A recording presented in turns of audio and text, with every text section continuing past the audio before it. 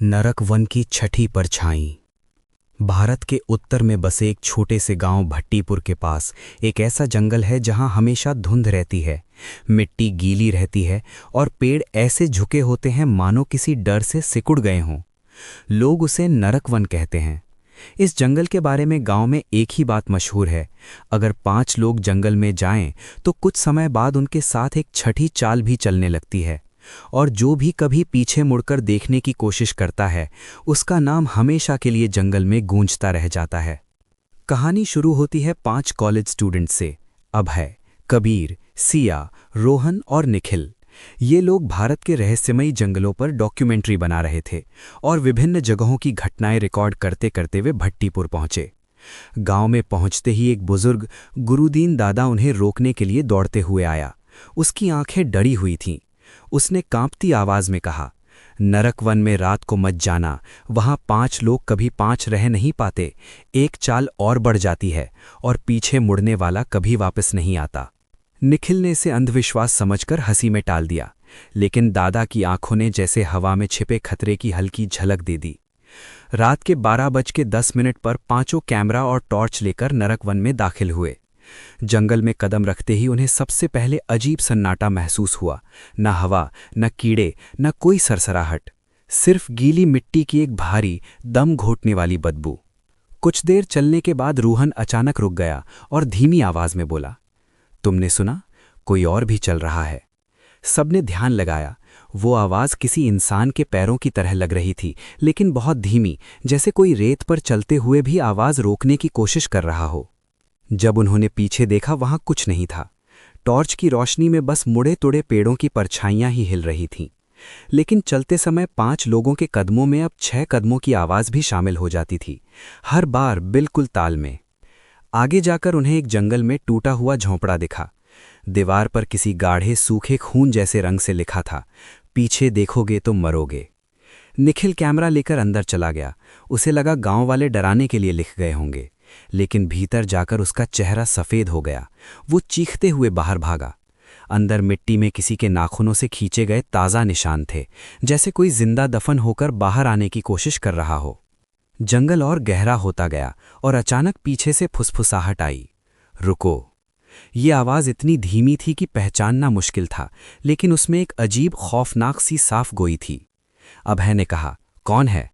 कोई जवाब नहीं आया, लेकिन 5 ने साफ साफ सुना। अब 6 पैरों की चाल चल रही थी।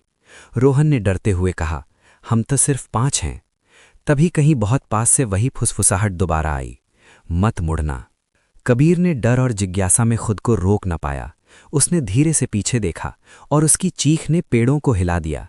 बाकी चारों के सामने कुछ दिखाई नहीं दे रहा था, लेकिन कबीर जैसे किसी अदृश्य चीज को देखते हुए कंपकपाने लगा था। अचानक उसका शरीर पीछे की ओर उठा, जैसे किसी ने उसकी गर्दन पकड़कर हवा में खींच लिया हो। उसकी टॉर्च नीचे गिर गई और कबीर अंधेरे में ऊपर की तरफ गायब हो गया। कुछ ही पलों बाद वहां सिर्फ एक टूटी हुई टॉर्च घूमती रह गई। अब 4 बचे थे और वापस लौटने की कोशिश की, लेकिन जंगल ने जैसे अपना रास्ता बदल लिया था।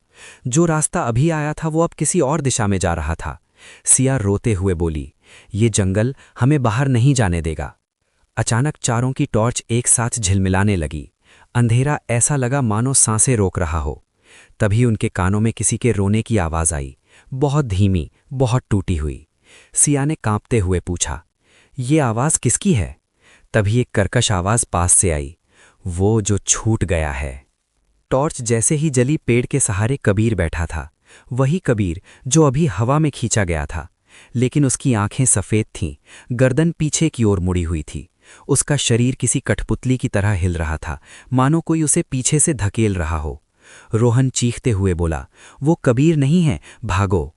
तीनों भागे, लेकिन कबीर की लाश जमीन पर रेंगती हुई उनके पीछे चलने लगी। उसकी हड्डियों के टूटने की आवाज सुनाई दे रही थी।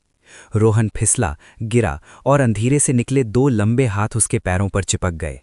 रोहन जमीन पर पंजे मारता रहा, लेकिन उसे खींचकर अंधेरे में गुम कर लिया गया।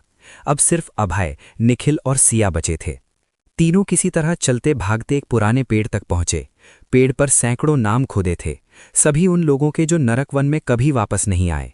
नामों के नीचे एक वाक्य लिखा था, छठी परछाई अकेली नहीं रहती, वो एक साथी ढूंढती है। थोड़ी दूर जाकर उन्हें एक पुराना कुआं दिखा। अंदर से किसी के रोने की आवाज आ रही थी। निखिल ने जैसे ही नीचे झांका, कुएं के अंदर से एक लंबा ठंडा हड्डियों जैसा हाथ निकला और उसकी गर्दन पकड़कर नीचे खींच लिया। सिया चीखती रह गई, लेकिन निखिल गायब हो चुका था। कुएं की गहराई से फिर वही आवाज आई, अब 5 पूरे हुए, 1 बाकी है। अब सिर्फ अभय और सिया बचे थे। दोनों भाग रहे थे, पेड़ों की जड़ों पर गिरते उठते, अंधेरे से टकराते, लेकिन पीछे चालें और तेज होती जा रही थीं। 1, 2, 3, 4, 5 और फिर छठी। वो छठी चाल अब उनके बिल्कुल पास पहुंच गई थी। भागते भागते सिया का पैर फंसा और वो गिर पड़ी। अभय ने उसे उठाने की कोशिश की, लेकिन सिया रोते हुए बोली, वो मेरे पीछे है, वो मुझे पकड़ चुकी है। अभय उसे खींचता रहा, लेकिन किसी अदृश्य ताकत ने उसे पीछे घसीट लिया। सिया की अंतिम चीख अंधेरे में गूंजती रही, अभय भाग जा। अब अभय अकेला था।